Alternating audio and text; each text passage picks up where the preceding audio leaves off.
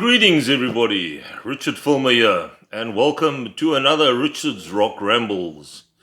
So today we're going to have a final look, for the moment at least, at albums that are 50 years old here in 2023, and going all the way back to 1973, obviously. So today's album is it's a well-known band. It's a band that's been around for some time. In fact, they're still going, still recording, still touring. But this is one of their albums in their discography that's taken a lot of flack over the years. It's not very well loved. I think along with probably Slaves and Masters, and I'm trying to think, The Battle Rages On. Of course, I'm talking about Deep Purple. And the album I'm talking about is Who Do We Think We Are?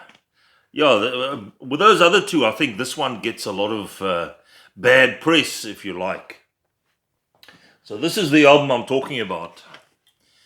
That's the vinyl copy that I have. I don't have this on CD. But this is a really great vinyl copy. The sound on here is excellent. Who Do We Think We Are from Deep Purple. And in all those, I think those are supposed to be bubbles. You'll see all the guys' faces. And at the back you've just got the song names, and there's some more bubbles for you. So who was in the band? Well, this is the classic Mark II. And I think one of the reasons why this album just doesn't get the same attention as some of the others is that it has to come up against, in the Mark II era at least, Machine Head, Fireball, In Rock, Made in Japan.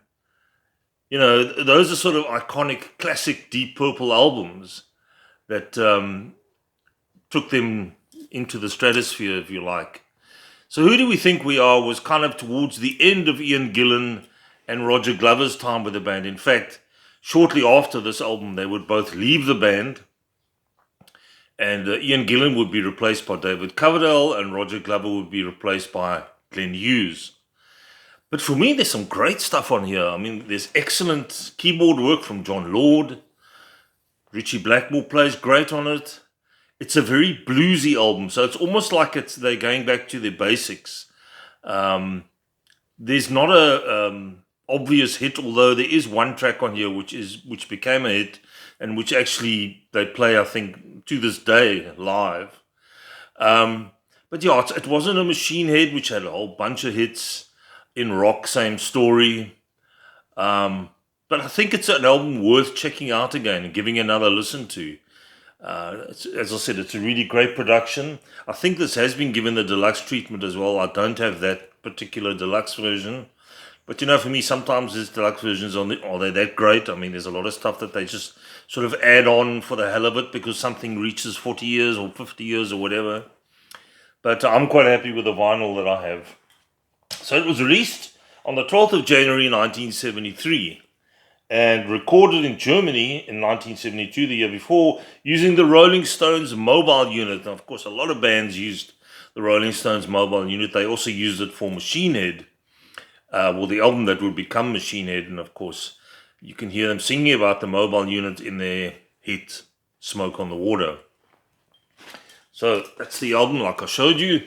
And if you open it up, you'll see there's a whole bunch of press cuttings.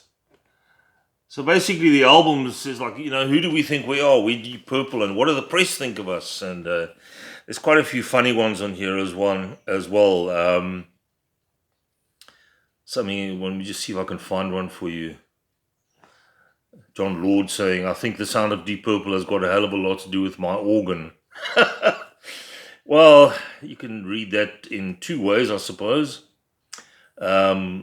I think I would wipe the floor up with most guitarists. Ritchie Blackmore in the Record Mirror in February 1971 being very modest there, you know. Well, I'll just take apart everybody else.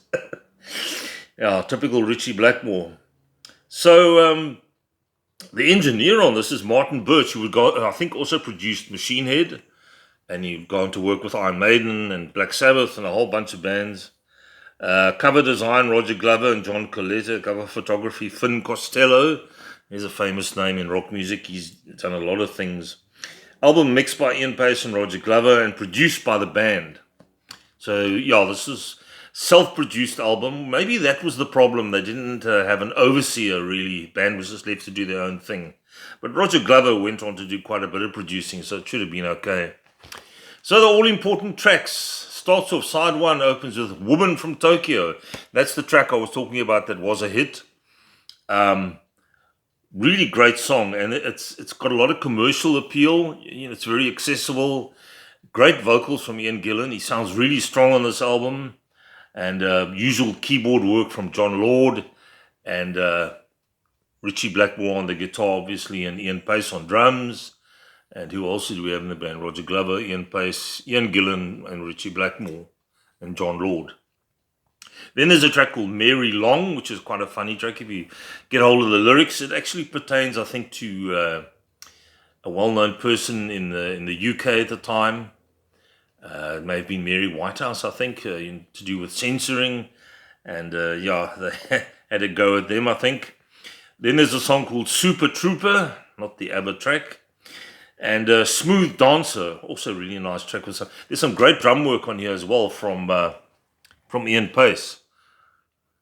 Early morning here, so it's time for coffee.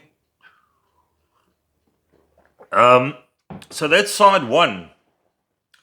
Then for me, the stronger side is side two. Starts off with a track called Rat Bat Blue, which has got a sort of a stop-start feel to it. Interesting time changes from Ian Pace. Great vocals from Ian Gillan. Really hits the high notes on that one. In fact, I played that track on one of my radio shows the other night. Really excellent. Place in Line is the next track. Now, that's probably the bluesiest that you're ever going to hear Deep Purple. Full-on blues track. Slow blues. But it just works. I don't know how come they didn't do more blues stuff. I think they did in the early days before they were finding their own sound.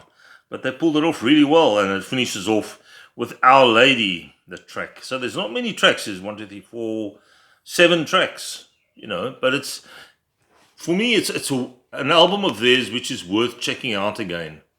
Yes, it's not a Machine Head. Yes, it's not an in rock, but it's not a bad album. Everybody makes out that this is such a lousy album that Deep Purple released. I don't think for me, the worst album they ever released was probably Slaves and Masters, but that's just my personal opinion. Like I said previously, everything I say is just personal.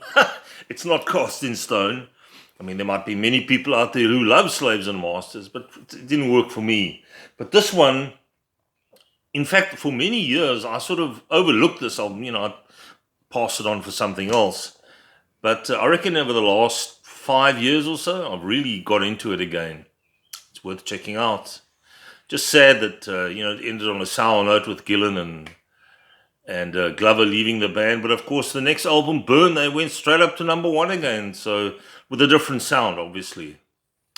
So there we go. For the moment, that'll be it for albums that are 50 years old. Next time around, we're going to start looking at some live albums. But I'm going to chat about albums that are perhaps not that well known, that kind of flew under the radar, or that were released many years after the band disintegrated or whatever. So not the well-known live albums, but ones that are definitely worth listening to. Have yourselves a great week. Take it easy out there. For anybody who's watched this for the first time, my channel, please, down below, give me a thumbs up and subscribe if you haven't. And I'll catch you all again soon. Cheers.